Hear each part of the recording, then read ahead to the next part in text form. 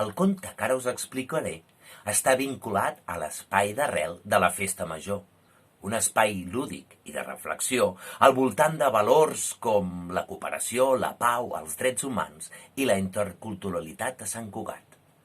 Els contes d'arreu són també contes de Sant Cugat. Cada conte conté un món de saviesa i de valors i coneixeràs molt millor els 11.000 santcugatencs que han vingut d'altres països com el Marroc, Itàlia, Bolívia o la Xina. Doncs vet aquí, que hi havia una vegada, fa molt i molt de temps, a la ciutat de Milà, hi va haver-hi un hivern molt cru. Sota d'una teulada hi havia una família de merles. Ai, ara m'agradaria ensenyar-vos com són les merles, però no en tinc cap. Espereu... Em sembla que he tingut una idea. Fa alguns anys, a la ciutat de Milà, hi va haver un hivern molt dur. Els vents dels Alps arribaven a la ciutat i la neu baixava del cel suau i cobria tota la ciutat, els carrers i els jardins. Sota la teulada d'un edifici hi havia una família de merles que en aquells temps tenien les plomes blanques com la neu.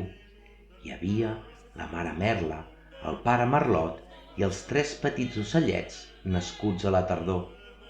La família patia molt de fred i tenia dificultats per trobar menjar. Els grans i aglans estaven coberts per la neu i les engrunes i poques molles de pa que queien a terra de les taules de la gent de seguida se les emportava el vent. Després d'alguns temps, intentant aguantar el fred i despistar la gana, el pare Merlot va dir a la mare Merla que la situació era molt dolenta i van convenir que no podien continuar així. Amb tota la seva responsabilitat, el pare i la mare van decidir que un dels dos hauria de marxar per buscar menjar, mentre l'altre es quedava a cuidar els fills. Després de rumiar-s'ho i donar-hi voltes, van decidir fer-ho a la sort. La mare va marxar a buscar el menjar i el pare es va quedar amb els petits ocellets, però la neu continuava caient i caient i el pare Merlot va tenir una pensada genial. Per resguardar-se del fred i protegir millor els seus pollets, mouria el niu i el portaria a la vora d'una xemeneia. Així, la calor els podria escalfar. D'aquesta manera, el pare i els seus ocellets van passar-se dies dins del nou niu escalfant-se entre ells i amb el fum que sortia de la xemeneia.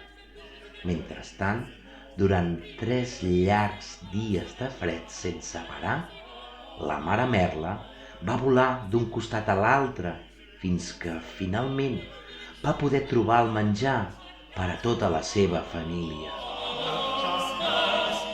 I què va passar?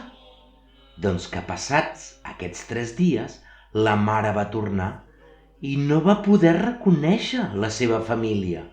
El fum negre que sortia de la xemeneia havia tornat negres les plomes del pare i dels ocellets. Incrèdula per la situació, la mare va moure el cap un parell de vegades fins que va adonar-se que aquell ocell negre i els ocellets ennegrits eren en realitat la seva família. Tan feliços com estaven, van abraçar-se amb les ales. Per sort, l'estació de l'hivern va començar a minvar i els merlots van començar a trobar més granes i menjar.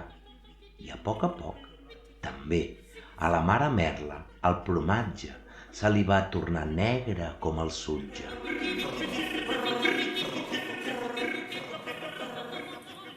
És des d'aleshores que les merles totes neixen amb les plomes negres. I els 3 últims dies de gener, que acostumen a ser els més freds de tot l'any, s'anomenen els dies de la merla. Per recordar l'aventura d'aquella família de merlots que va viure aquell canvi tan sorprenent.